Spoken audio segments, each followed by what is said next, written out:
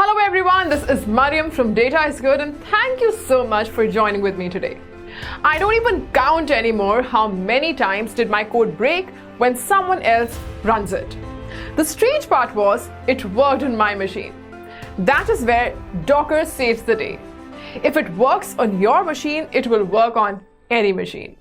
As of late 2020, knowing Docker is almost mandatory for data science jobs. No one says you should become an expert, but yes, learning the basics can't hurt.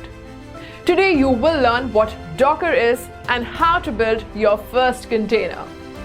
So Docker is a tool that makes it really easy to create, deploy, and run applications by using containers.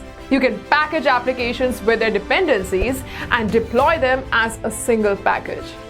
Why should you care? Well, because saying it works on my machine does not mean it will work on the others. With Docker containers, you can be sure that the application working on your machine will work on the others. Think of Docker as a virtual machine without an operating system. Docker allows applications to use the same kernel as the system they are running on.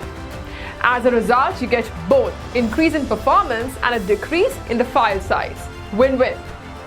Now here is a bit of Docker terminology you should know before starting.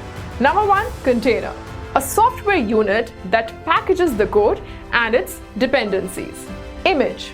A snapshot of your container. Dockerfile. File used to build your images. To help you in making a brighter career ahead in 2022, come and join us in this journey. We have great mentors and great career counselors who will make sure that you choose the right path and shine in the field of emerging technologies. Well, I hope this was good enough for you to get really excited about a career in the world of endless opportunities of technology. Do not forget to like, share, and yes, subscribe to our channel. Also, you will find our Facebook and Instagram page link in the description. We upload new content every day, so make sure you follow us there as well. This is Mariam signing off for the day. Take care and stay safe. Bye.